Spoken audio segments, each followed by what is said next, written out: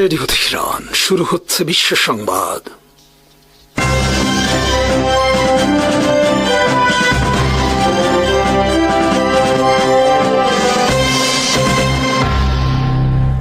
শুরুতেই সংবাদ শিরোনাম। চীনকে মোকাবেলায় এবার 1000 ফাইটার ড্রোন তৈরি করছে যুক্তরাষ্ট্র। পারমাণবিক শক্তিচালিত নতুন সাবমেরিন উদ্বোধন রাশিয়ার।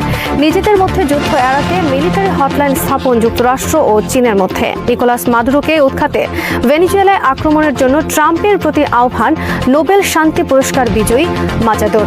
আগ্রাসন মোকাবেলায় চীন, রাশিয়া ও ইরানের কাছে সহায়তা চেয়েছেন ভেনেজুয়েলার প্রেসিডেন্ট মাদুরো। চীনকে মোকাবেলায় এবার যুক্তরাষ্ট্র 1000 শক্তিশালী কমব্যাট ড্রোন বিমান তৈরির কর্মসূচি গ্রহণ করেছে। ইতিমধ্যে শুরু হয়েছে এই কর্মসূচি বাস্তবায়ন কার্যক্রম। 1000 ফাইটার ড্রোন নির্মাণের জন্য যুক্তরাষ্ট্র প্রণয়ন করেছে কোলাবোরেটিভ কমব্যাট এয়ারক্রাফট বা সিসিএ কর্মসূচি। এই কর্মসূচির আওতায় 2024 সালের শুরুতে দুটি সমরাস্ত্র নির্মাতা কোম্পানিকে 2 ধরনের কমব্যাট বা ফাইটার ড্রোন বিমান তৈরির জন্য বাছাই করা হয়। ইতিমধ্যে প্রতিষ্ঠান দুটি একটি করে ড্রোনের প্রোটোটাইপ নির্মাণ করেছে। সর্বশেষ গত শুক্রবার একটি প্রোটোটাইপের সফল ফ্লাইট টেস্ট সম্পন্ন হয়েছে। যে দুটি প্রতিষ্ঠানকে নতুন ফাইটার ড্রোন নির্মাণের দায়িত্ব দেওয়া হয়েছে তার নাম জেনারেল অ্যাটমিক্স এবং আন্ডুরিল ইন্ডাস্ট্রিজ। গত আগস্ট মাসে জেনারেল অ্যাটমিক্স প্রথম তাদের কমব্যাট ড্রোন আকাশে ওড়ায়। এর নাম YFQ-42A। অপরদিকে আন্ডুরিল গত শুক্রবার ক্যালিফোর্নিয়ার একটি অজানা এলাকায় ফ্লাইট টেস্ট পরিচালনা করে তাদের নির্মিত ড্রোনের। এর নাম YFQ-44A। দুটি ফাইটার ড্রোনই দেখতে মানুষ চালিত প্রচলিত যুদ্ধ বিমানের মতো, তবে নতুন নির্মিত ড্রোন বিমান দুটি হবে AI চালিত সেমি অটোনমাস। এসব ফাইটার ড্রোন যুক্তরাষ্ট্র ব্যবহার করবে তাদের 5th জেনারেশন ফাইটার বিমান F-22, F-35 এবং নির্মাণাধীন 6th জেনারেশন F-47 এর সাথে। যুক্তরাষ্ট্র যখন কোথাও কোনো যুদ্ধ পরিচালনা করবে বা কোনো দেশের বিরুদ্ধে অপারেশনে নামবে, তখন এসব পঞ্চম ও ষষ্ঠ প্রজন্মের যুদ্ধ বিমানের পাশাপাশি উঠতে থাকবে মনুষ্যবিহীন শক্তিশালী ড্রোন বিমান। মানুষ চালিত যুদ্ধ বিমানের মিশনকে সহায়তার পাশাপাশি এসব ড্রোন বিমান শত্রুর বিরুদ্ধে সরাসরি আক্রমণ পরিচালনা, নজরদারি এবং ইলেকট্রনিক ওয়ারফেয়ার পরিচালনা করবে। নতুন নির্মিত প্রতিটি ড্রোন বিমানের খরচ $25 থেকে $30 মিলিয়ন। এই হিসেবে 1000 ড্রোন নির্মাণ ও গবেষণা খাতে খরচ হবে আনুমানিক $40 থেকে $50 বিলিয়ন। 2026 সালে প্রতিষ্ঠান দুটি তাদের নির্মিত ড্রোন বিমান থেকে অস্ত্র নিক্ষেপের পরীক্ষা চালাবে। এক সপ্তাহ আগে ব্রেকিং ডিফেন্স নিউজের খবরে বলা হয়েছে, চীনকে মোকাবেলায় যুক্তরাষ্ট্র আগামী 10 বছরে 300 যুদ্ধ বিমান তৈরির পরিকল্পনা করছে। তবে যুক্তরাষ্ট্রের সমরাস্ত্র প্রতিষ্ঠানগুলোর সক্ষমতা এবং যুক্তরাষ্ট্রের অর্থনৈতিক পরিস্থিতির কারণে সেটি সম্ভব নাও হতে পারে। এরই মধ্যে সামনে আসলো চীনকে মোকাবেলায় যুক্তরাষ্ট্রের 1000 শক্তিশালী ফাইটার ড্রোন বিমান নির্মাণের খবর। নতুন 1000 ড্রোন বিমানও যুক্তরাষ্ট্রের নির্মাণের পরিকল্পনা আগামী 10 বছরের মধ্যে।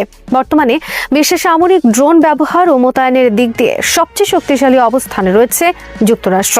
তাদের কাছে থাকা MQ-9 রিপার ও RQ-4 গ্লোবাল হক বিশ্বের সবচেয়ে শক্তিশালী ফাইটার ড্রোন। যুক্তরাষ্ট্রের পর সবচেয়ে শক্তিশালী সামরিক ড্রোন রয়েছে রাশিয়ার হাতে। এর নাম ওখহটনিক। এরপর সবচেয়ে শক্তিশালী সামরিক ড্রোনের অধিকারী চীন। এর নাম উইংলং 2। শক্তিশালী সামরিক ড্রোনের দিক দিয়ে চতুর্থ স্থানে রয়েছে তুরস্কের বেরাক্তার TB2। পঞ্চম স্থানে রয়েছে ইসরায়েলের তৈরি হারমেস 900 ড্রোন। অপরদিকে চীন বর্তমানে বিশ্বে বাণিজ্যিক ড্রোন উৎপাদনে অপ্রতিদ্বন্দ্বী। সারা বিশ্বে যত বাণিজ্যিক ড্রোন ব্যবহার করা হয় তার 90% চীনের তৈরি। এমনকি যুক্তরাষ্ট্রের বাজারেও যত বাণিজ্যিক ড্রোন আছে তার 80% চীনের তৈরি। তবে চীন যেহেতু সস্তা দামের বাণিজ্যিক ড্রোন থেকে শুরু করে শক্তিশালী সামরিক ড্রোন নির্মাণেও সক্ষম, তাই ভবিষ্যৎ যে কোনো যুদ্ধক্ষেত্রে নাটকীয় ভূমিকা রাখতে পারে চীনা সস্তা বাণিজ্যিক ড্রোন। কারণ চীন বাণিজ্যিক ড্রোনের আদলে দ্রুত অগণিত সামরিক ড্রোন নির্মাণে সক্ষম। শত শত নয়, বরং হাজার হাজার এসব ড্রোন একসাথে শত্রুর বিরুদ্ধে আক্রমণ চালিয়ে ছত্রভঙ্গ করে দিতে সক্ষম প্রতিপক্ষের প্রতিরক্ষা ব্যবস্থা। বিশেষ করে প্রতিবেশী কোনো দেশের বিরুদ্ধে যুদ্ধে চীনা এসব সোয়ার্ম ড্রোন ভয়ঙ্কর পরিণতি ডেকে আনতে পারে শত্রুর জন্য। খাবারোভস্ক নামে নতুন একটি টর্পেডো সাবমেরিন নির্মাণ করেছে রাশিয়া। সোমবার এই সাবমেরিন উদ্বোধনের খবর প্রকাশ করেছে রাশিয়ান প্রতিরক্ষা মন্ত্রণালয়। এক সপ্তাহ আগে রাশিয়া উদ্বোধন করে পজিডন নামক ব্যতিক্রমী একটি টর্পেডো মিসাইল। এই মিসাইল ব্যবহার করা হবে নতুন উদ্বোধন করা খাবারোভস্ক সাবমেরিনে। পজিডন টর্পেডো মিসাইলের আওতা ৬,০০০ মাইলের বেশি। এই মিসাইল অ্যান্টিশিপ এবং ল্যান্ড অ্যাটাকে সক্ষম। খাবারোভস্ক একটি পারমাণবিক শক্তিচালিত সাবমেরিন। এটি পানির ৫ মাইল নিচে পর্যন্ত দীর্ঘদিন ধরে অবস্থান করতে সক্ষম। এর ডিসপ্লেসমেন্ট ক্ষমতা ১০,০০০ টন, দৈর্ঘ্য ৩৭০ ফিট। এক সপ্তাহ আগে নতুন পজিডন মিসাইল উদ্বোধন করে রাশিয়ার প্রেসিডেন্ট ভ্লাদিমির পুতিন বলেন, বর্তমানে এ ধরনের টর্পেডো মিসাইল নেই বিশ্বের কারো কাছে। বর্তমানে বিশ্বের সবচেয়ে শক্তিশালী পারমাণবিক সাবমেরিন হল রাশিয়ার টাইফুন ক্লাস সাবমেরিন। রাশিয়া এবং যুক্তরাষ্ট্র উভয়ের কাছে প্রায় সমান সংখ্যক পারমাণবিক সাবমেরিন রয়েছে এবং এই সংখ্যা ৬০টিরও অধিক হবে। দুই দেশের মধ্যে যুদ্ধ এড়ানোর লক্ষ্যে মালয়েশিয়া আলোচনার টেবিলে বসেন যুক্তরাষ্ট্রের প্রতিরক্ষামন্ত্রী পিট হেগসেইথ এবং চীনা প্রতিরক্ষামন্ত্রী অ্যাডমিরাল ডং জুন। এই বৈঠক বিষয়ে পিট হেগসেইথ গণমাধ্যমকে বলেছেন, দুই দেশের মধ্যে যুদ্ধ এড়ানোই মিলিটারি টু মিলিটারি যোগাযোগ স্থাপনের লক্ষ্য। যুদ্ধ এড়ানোর ক্ষেত্রে এটি খুবই ভালো একটি উপায়। আগেও দুই দেশের মধ্যে এই যোগাযোগ ব্যবস্থা ছিল, কিন্তু ২০২২ সালে যুক্তরাষ্ট্রের স্পিকার ন্যান্সি পেলোসি তাইওয়ান সফরের পর চীন বাতিল করে এই যোগাযোগ ব্যবস্থা। এর আগে ডোনাল্ড ট্রাম্প যখন প্রথম মেয়াদে যুক্তরাষ্ট্রের প্রেসিডেন্ট ছিলেন, তখন চীনের সাথে যুক্তরাষ্ট্রের যুদ্ধ পরিস্থিতির সৃষ্টি হয়। এমনকি ট্রাম্প চীন আক্রমণের আদেশ পর্যন্ত দিয়েছিলেন বলে জানিয়েছেন তখনকার যুক্তরাষ্ট্রের সেনা সর্বাধিনায়ক general Mark Milley. General Mark Milley এক সাক্ষাৎকারে এই তথ্য প্রকাশ করে বলেন, তার চেষ্টায় সেবার এই যুদ্ধ এড়ানো সম্ভব হয়েছিল। চীন তখন খুবই উদ্বিগ্ন হয়ে পড়ে সম্ভাব্য যুদ্ধ বিষয়। জেনারেল মিলি দাবি করেন, তিনি তখন চীনা আর্মিকে আশ্বস্ত করেছিলেন তিনি দায়িত্বে থাকা পর্যন্ত দুই দেশের মধ্যে যুদ্ধ হবে না। যুক্তরাষ্ট্র ও চীনের মধ্যে যুদ্ধ এড়ানোর চেষ্টার খবরে খুশি নয় ভারতের বিভিন্ন মহল, কারণ যুক্তরাষ্ট্র চীন যুদ্ধ উন্মাদনা তাদের জন্য অনেক সুবিধাজনক। দীর্ঘকাল ধরে চীনকে মোকাবেলায় যুক্তরাষ্ট্র ভারতের উপর নির্ভর করেছে এই অঞ্চলে, কিন্তু বর্তমানে চীন যুক্তরাষ্ট্র বিরোধ অবসানের ফলে যুক্তরাষ্ট্রের কাছে গুরুত্ব কমবে ভারতের। ভেনেজুয়েলার প্রেসিডেন্ট নিকোলাস মাদুরোকে ক্ষমতা থেকে হটাতে দেশটিতে আক্রমণের জন্য যুক্তরাষ্ট্রের প্রতি আহ্বান জানিয়েছেন দেশটির নোবেল শান্তি পুরস্কার বিজয়ী মারিয়া করিনা মাচাদো। ব্লুমবার্গকে দেওয়া এক সাক্ষাৎকারে মাচাদো বলেন, অবৈধ শাসক মাদুরোকে ক্ষমতা থেকে উৎখাতের এটাই একমাত্র পথ। মাচাদো বলেন, এটা কোনো রেজিম চেঞ্জ নয়, বরং ভেনেজুয়েলার মুক্তিকামী মানুষকে মুক্ত করার পথ। মাদুরো একজন স্বৈরাচার এবং সে শক্তি প্রয়োগ করে ক্ষমতায় টিকে আছে। চলতি বছর নোবেল শান্তি পুরস্কার লাভ করেন ভেনেজুয়েলায় আত্মগোপনে থাকা মাদুরো বিরোধী রাজনীতিক মাচাদো। তাকে নোবেল শান্তি পুরস্কার দেওয়া নিয়ে বিতর্ক রয়েছে। মাচাদো ডোনাল্ড ট্রাম্পের একজন প্রকাশ্য ভক্ত। মাদুরোকে ক্ষমতা থেকে হটাতে নিজ দেশে যুক্তরাষ্ট্রকে আক্রমণের আহ্বান নিয়ে তার বিরুদ্ধে সমালোচনা চলছে। এদিকে ডোনাল্ড ট্রাম্প রোববার সিবিএসকে দেওয়া এক সাক্ষাৎকারে বলেন, মাদুরো আর কয়েকদিন মাত্র ভেনেজুয়েলায় ক্ষমতায় আছেন। মঙ্গলবার প্রকাশিত বিভিন্ন খবরে বলা হয়েছে, ভেনেজুয়েলা উপকূল ঘিরে যুক্তরাষ্ট্র নতুন করে মিসাইল ক্রুজার এবং অ্যাম্ফিবিয়াস অ্যাসল্ট শিপ মোতায়েন করছে। অ্যাম্ফিবিয়াস অ্যাসল্ট শিপ সাধারণত ব্যবহার করা হয় উপকূলের সেনা অবতরণের কাজে। ভেনেজুয়েলার প্রেসিডেন্ট নিকোলাস মাদুরো যুক্তরাষ্ট্রের সম্ভাব্য আগ্রাসন মোকাবেলায় রাশিয়া, চীন এবং ইরানের কাছে সামরিক সহায়তা চেয়েছেন। এ বিষয়ে মাদুরো চিঠি লিখে আবেদন জানিয়েছেন রাশিয়ান প্রেসিডেন্ট ভ্লাদিমির পুতিনের কাছে। চিঠিতে মাদুরো পুতিনের কাছে মিসাইল, ড্রোন, রাডার সহ বিভিন্ন ধরনের সমরাস্ত্র চেয়েছেন। তবে ইউক্রেন যুদ্ধের কারণে রাশিয়ার পক্ষে ভেনেজুয়েলাকে অস্ত্র দিয়ে সহায়তা করা সম্ভব নয় বলে মনে করেন সমর বিশ্লেষকরা। ২০২৫ সালের জুনে সংঘটিত মার্কিন যুক্তরাষ্ট্র ও ইসরায়েলের যৌথ সামরিক আগ্রাসন মধ্যপ্রাচ্যের ভূরাজনীতিতে এক নতুন অধ্যায়ের সূচনা করেছে।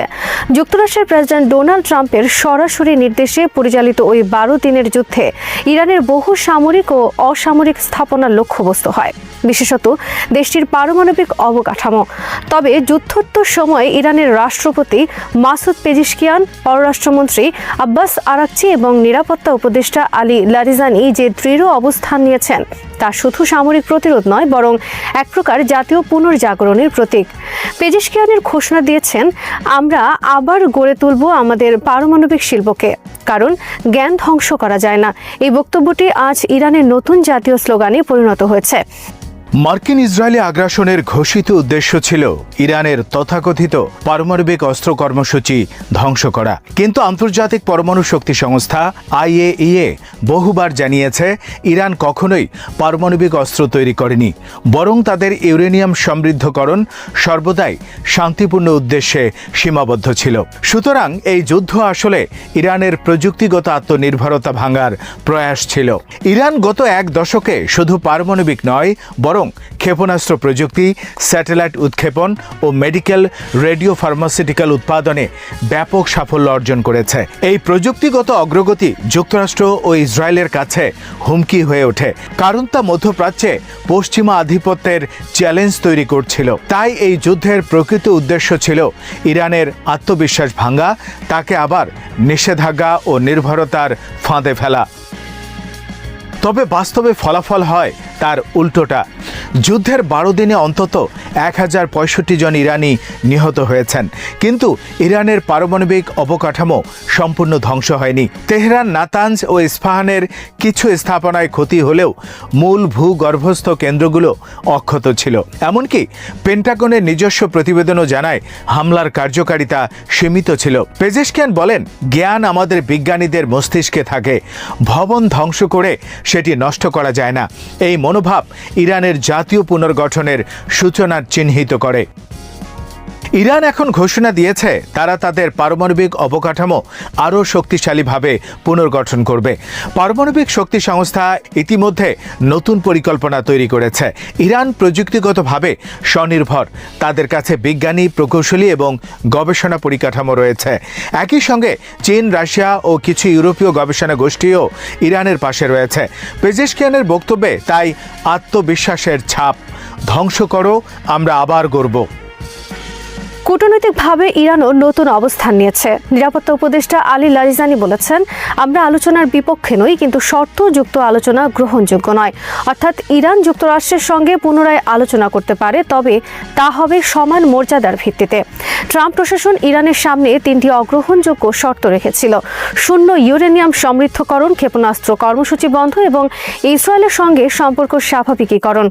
ইরান এগুলোকে সার্বভৌমত্বের লঙ্ঘন বলে প্রত্যাখ্যান করেছে। বিশ্লেষক আমির আলী আদলফাতের ভাষায়, ট্রাম্প এমন শর্ত দিচ্ছেন যা ইরান কখনো মানবে না, যেন ইচ্ছাকৃতভাবে চুক্তি ব্যর্থ করতে চান।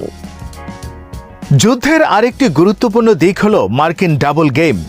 ওমানের মধ্যস্থতায় ইরান ও যুক্তরাষ্ট্রের মধ্যে গোপন আলোচনার 6 দফা বৈঠক চলছিল। 6ষ্ঠ দফা শুরু হওয়ার আগেই ট্রাম্প ইরানের ওপর আক্রমণের নির্দেশ দেন।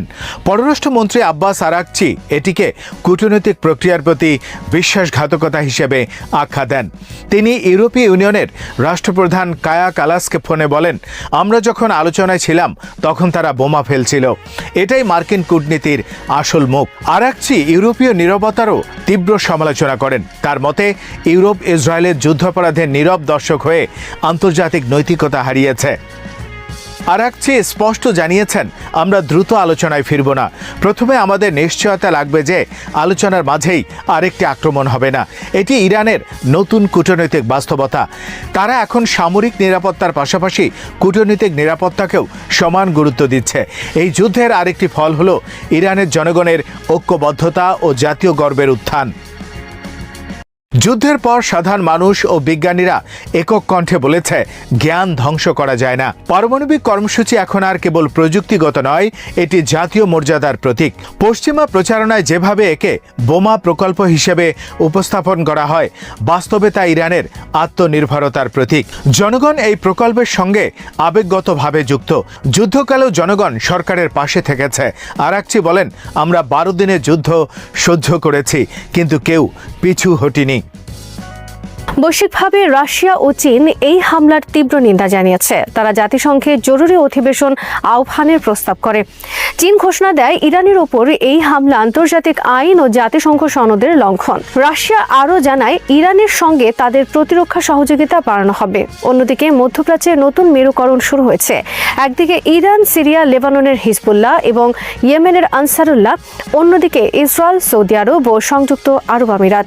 এই বিভাজন এখন কেবল সামরিক নয়, প্রযুক্তি ও কূটনীতিতেও স্পষ্ট। ইউরোপীয় ইউনিয়ন এখানে সবচেয়ে বেশি বিপাকে পড়েছে। একদিকে তারা যুক্তরাষ্ট্রের মিত্র, অন্যদিকে ইরানের সঙ্গে 2015 সালের জেসিপিওএ পারমাণবিক চুক্তি পুনরুজ্জীবিত করার পক্ষে। এই দ্বিধা ইউরোপীয় নীতিকে অচল করে ফেলেছে। ইরানের দৃষ্টিতে ইউরোপ এখন অবিশ্বস্ত মধ্যস্থতাকারী। ভবিষ্যৎ কূটনৈতিক বাস্তবতা অনুযায়ী ইরান এখন শর্তহীন আলোচনার দাবি জানাচ্ছে। তারা 3টি নিশ্চয়তা চায়। যুক্তরাষ্ট্র ভবিষ্যতে সামরিক হামলা থেকে বিরত থাকবে, ইরানের শান্তিপূর্ণ পারমাণবিক কর্মসূচিকে স্বীকৃতি দেবে এবং নিষেধাজ্ঞা প্রত্যাহার করবে। অন্যথায় আলোচনার টেবিলে ফেরার কোনো প্রশ্নই নেই। অন্যদিকে ট্রাম্প প্রশাসনের আগ্রাসী নীতি এখন যুক্তরাষ্ট্রের কূটনৈতিক বিশ্বাসযোগ্যতাকে নষ্ট করেছে।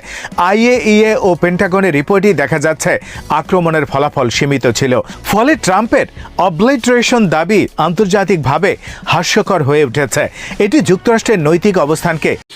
শ্রোতা বন্ধুরা, বিশ্ব সংবাদে এই ছিল আমাদের সর্বশেষ আয়োজন। সঙ্গে থাকার জন্য আপনাদের সবাইকে অসংখ্য ধন্যবাদ।